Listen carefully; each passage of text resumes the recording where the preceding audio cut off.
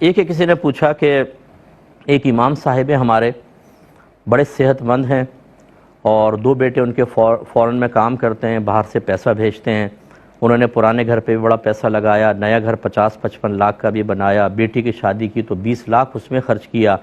اس کے علاوہ life style بھی بہت اچھا رکھتے ہیں، لیکن امام صاحب حج نہیں کرتے ہیں، تو ایسے امام کا کیا حکم ہوگا؟ کہتے ہیں نہ ہم نے کبھی دیکھا نہ سنا کہ انہوں نے حج کیا ہے، تو کیا حکم شرع ہوگا؟ دیکھیں، مسئلہ یہ ہے کہ دوسروں کی ٹو میں اور تجسس میں لگنے کے بجائے اور دوسروں کے پوشیدہ معاملات کو کریدنے کے بجائے انسان اپنا احتساب کرے، یہی سب سے بہتر چیز ہوتی ہے۔ ایک ہوتا ہے امام کا علانیہ طور پہ کوئی گناہ کرنا، وہ سب کے سامنے غیبتیں کرتا ہے، گالیاں بکتا ہے، کرپشن کرتا ہے اور غلط حرکتیں کرتا ہے، یہ نظر انداز نہیں کی جا سکتی۔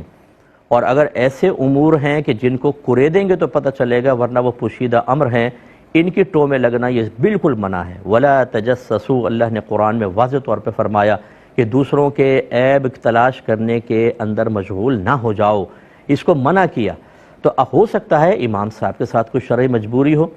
آپ بظاہر ان کو صحت مند دیکھ رہے ہیں، آپ بظاہر ان کے پاس بہت مال دیکھ رہے ہیں، لیکن ان کی کوئی مجبوری ہو سکتا ہے انہوں نے پہلے کبھی بالکل بلوغت کے بعد حج کر لیا ہو، تو پھر آپ کو کیا اعلان کرتے ڈھول بجاتے رہیں گے میں حاجی ہوں میں حاجی ہوں، اور اگر نہیں کریں گے تو آپ بدگمانیاں کریں گے؟ یہ بہت خرابی والی چیز ہوتی ہے۔ اپنے گریبان میں ہم جھانکتے نہیں ہیں، رات دن ان ایسے لوگوں کے گھر کے اندر معاملہ دیکھ لیں، اپنی بیوی پہ ظلم کر رہے ہوں گے، بچوں کے سے تربیت نہیں کر رہے، فراڈ کر رہے ہیں، جھوٹ بول رہے ہیں، مارکیٹ میں غلط حرکتیں کر رہے ہیں، لیکن امام صاحب اگر 5 منٹ